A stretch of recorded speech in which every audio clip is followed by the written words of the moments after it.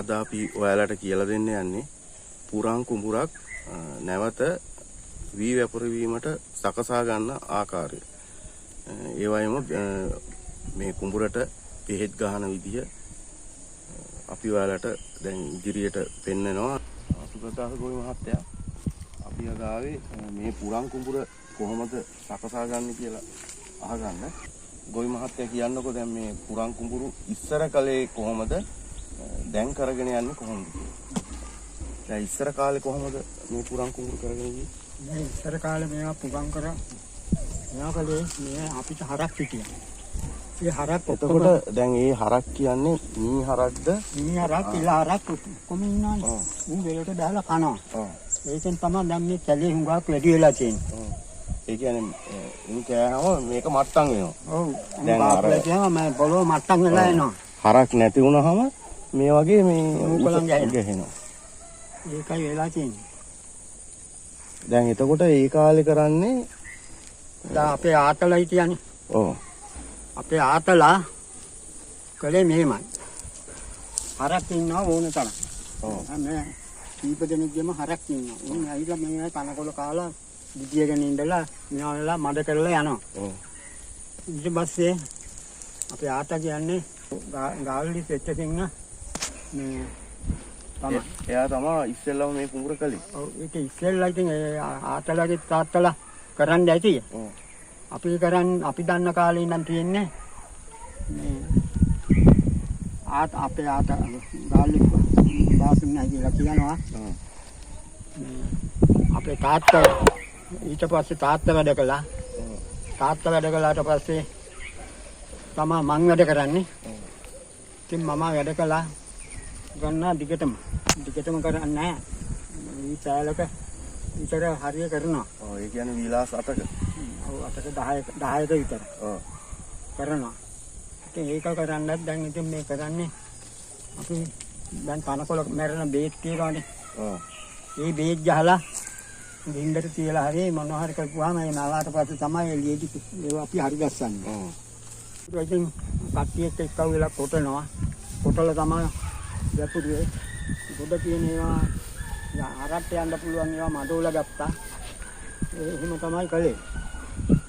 දැන් කරන්නේ මේ දැන් කොටලමයි ගන්න වෙලා තියෙන්නේ. ඔක්කොම සිද්ධ කළා. දැන් ඔය ට්‍රැක්ටර් වගේ ඒවත් දානවනේ. ඔව් ට්‍රැක්ටර් දැන් නවීන ක්‍රම අනුව ඒවා දාලත් මේවා කරනවා. දැන් ඉතින් ට්‍රැක්ටර් දාන්නත් බෑ මේවා එරෙනවා. ඔව්. තරමත්තක් විතර මේ ඉරට එරෙනවා. ඔව්. ඉතින් කොටලම තමයි මේවා හරි ගස්සන්නේ දැන්.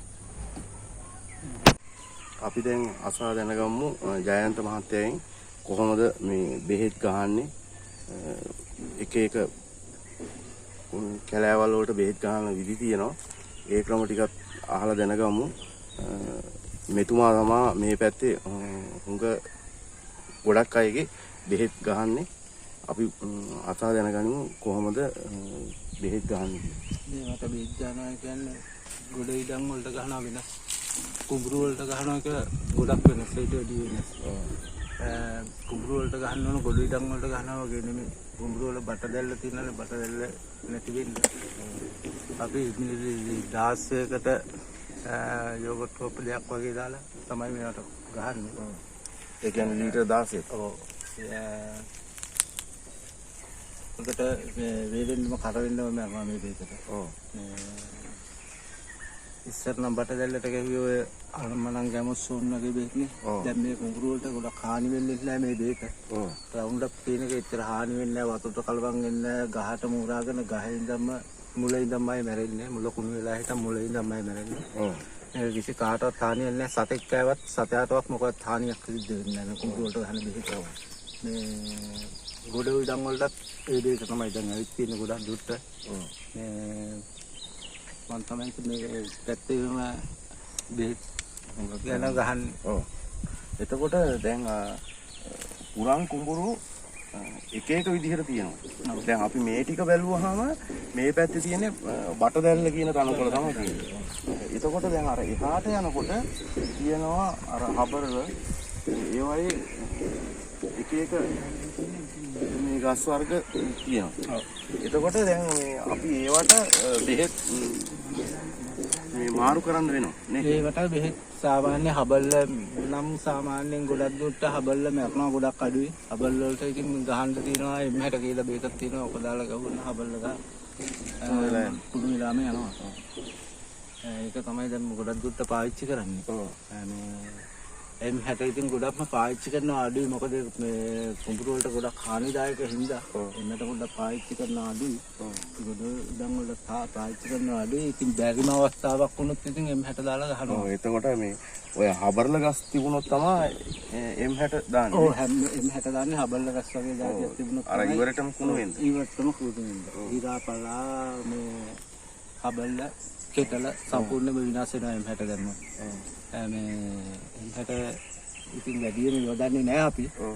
ගහන්නේ දැන් උවමනාවම වුණ කරගන්න බැරි සයිසයක් වුණොත් තමයි අපි එම්මහැට දාන්නේ. ඒ කියන්නේ උගාක් මේ ලොකු පුරන් කුඹුරු වලට තමයි ඒක දාලා ගහන්නේ. ඔව්.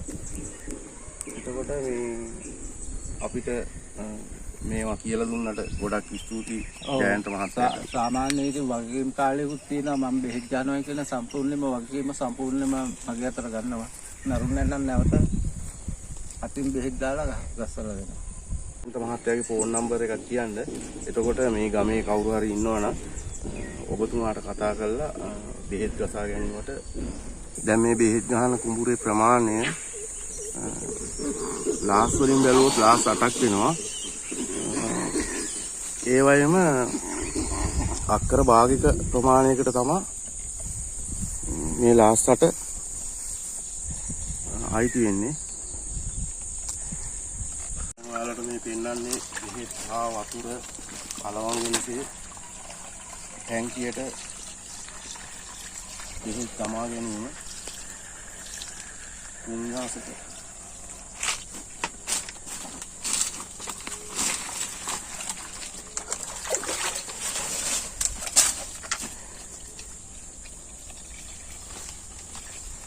වතුර භාගයක් ටැංකියට තමයි ඊට පස්සේ තමයි බෙහෙත් තමයි ඊට පස්සේ ආයි වතුර දානවා කලවම් වෙන්න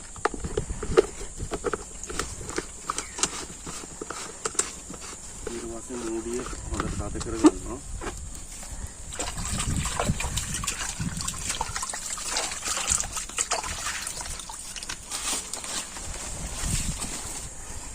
බෙහෙත් ගහනවා කියන එක ලේසි පාසු කාර්යයක් නෙමෙයි. හැම කෙනාටම බෙහෙත් ගහන්නත් බෑ. මේ බලලා ඔයාලත් බෙහෙත් ගහන්න යන්න එපා.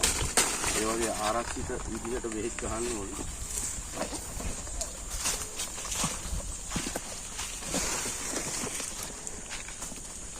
දැන් මේ විදිහට තමයි අපි ටැංකිය පුරවගෙන ඊට පස්සේ බෙහෙත් ගහන ප්‍රදේශයට ආයි නැවත යනවා.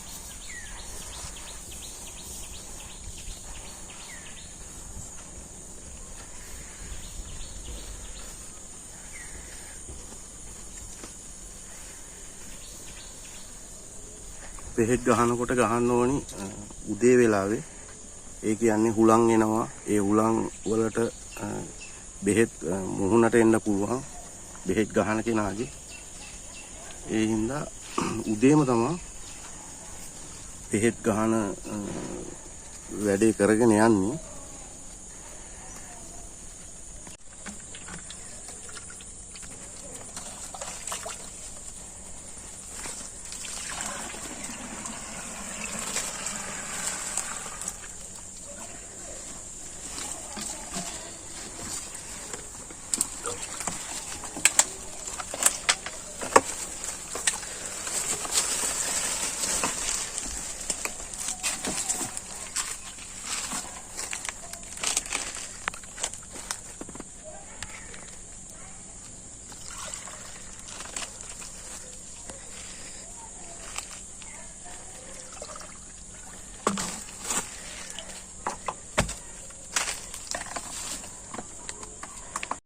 සුගතදාස ගෝවි මහත්තයාගේ පුරන් වෙලා තියෙන කුඹුරට අපි මේ බෙහෙත් ගහනවා තමයි පෙන්වන්නේ.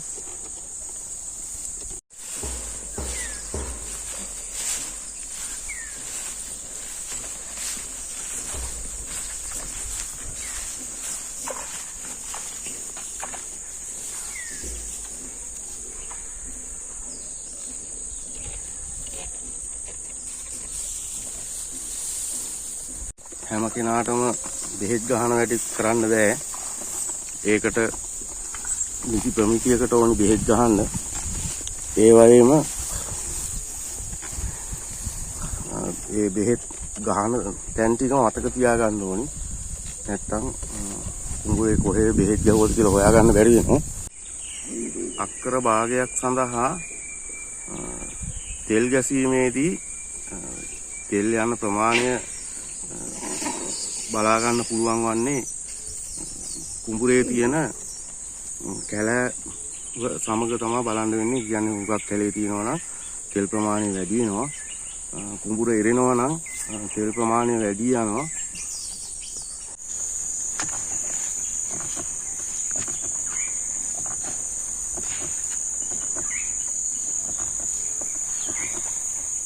දැන් ඔයාලට පේනවා ඇති මේ ඇලවේල්ල සාමාන්‍ය ප්‍රමාණයකට තමයි මේ සකස් කරලා තියෙන්නේ. එතකොට අපි දැන් මේ සුගතදාස ගෝවි මහත්තයා තමයි මේ විදිහට සුද්ධ කරලා මේ ප්‍රමාණය සකස් කරලා තියෙන්නේ. දැන් සෑහෙන්න මහන්සි වෙන්න වෙනවා.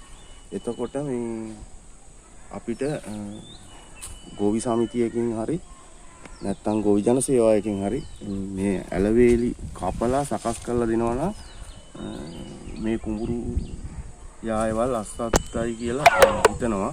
ඒ වගේම දැන් ඔයාලට පේනවා ඇති මේ කුඹුරු වල සෑහෙන්න තුන වර්ග තියෙනවා. මේ සුගතදාස ගෝවි මහත්තයා නම් මේවා මේ කපලා හරිගස්සලා කියන්නේ. ඒ වුණාට මේවා මෙහෙම පැලවෙනවා. ඒකට තමයි අපි අර බෙහෙත් ගහන්නේ. ඒ බෙහෙත් ගැහුවාම මේ අලවල ඉඳලම මැරෙනවා කියලා තමයි ජයන්ත මහත්තයා කියන්නේ. එයා තමයි බෙහෙත් ගහන්නේ. ඉතින් අපි බලමු දැන් එයා කියන විදිහට මේවා මේ විදිහට මේ තනකොළ මැරිලා මේ විදිහට මේ වගේ විදිහට හසුරා ගන්න පුළුවන් වෙයි කියලා මම හිතනවා. වීඩියෝ එකකින් ඔයාලට මේ තනකොළ මැරිලා මේවා සකස් කරන විදිහ අපි පෙන්නන්නම්. ඒ වගේම අපිට අන්තිමට කියන්න වෙන්නේ ඔයාලා නොදැනුවත්ව බෙහෙත් ගහන වැඩ ඒවා කරන්න යන්න එපා. දන්න කෙනෙක් ලව්ව බෙහෙත් ටික කුඹුරක් කරනවා නම් ගොඩ ඉඩමකට බෙහෙත් ගහනවා නම් එහෙම කරගෙන ඒ විදිහට ඉඩම් සකසා ගන්න කියලා කියන ගමන් ඔබට සුබ දවසක්.